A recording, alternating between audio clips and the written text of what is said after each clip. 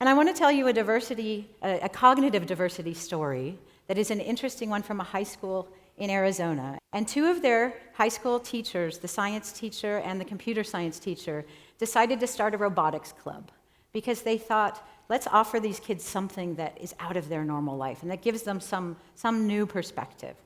And so they found out about a contest. There was a contest, this was back in 2004, there was a contest to design and build a remotely operated underwater vehicle that was capable of detecting a facsimile of a submarine underwater.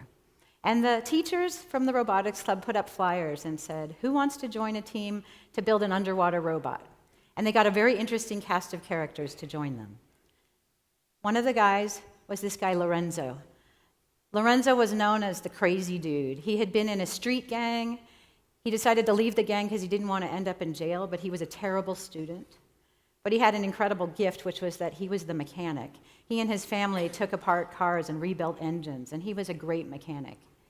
And then there was this little guy, Christian, who didn't really have any friends. This is this little shack he had built for himself at his family home. But he was a genius. He was the kid who had the best grade point average in the whole school, and he could just figure out anything.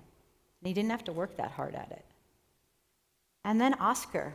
Oscar was a kid who wanted to go into the military. He joined the ROTC, and he had these incredible leadership skills, and he was great at motivating the team. And he was fearless. He would call up industry experts to find out about equipment and physics and thermometers and things that he knew nothing about, and he was willing to ask any question. And finally, Luis. Luis was a big, strong guy, and they needed a big, strong guy because their robot ultimately weighed 100 pounds, and he was responsible for lifting it and submerging it. So this was the team.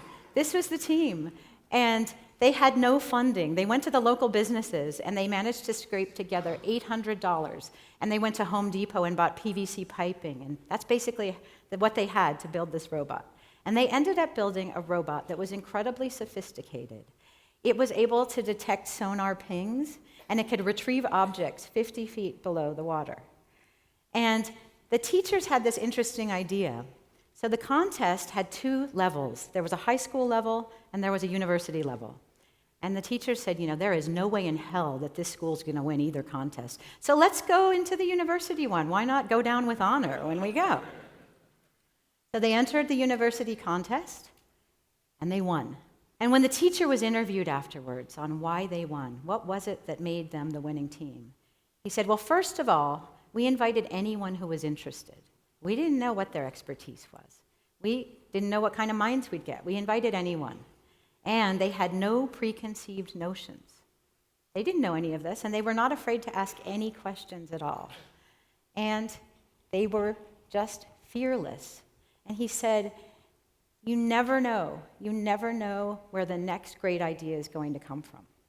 It's totally unpredictable. And so with that, you should be embracing the total diversity of your population.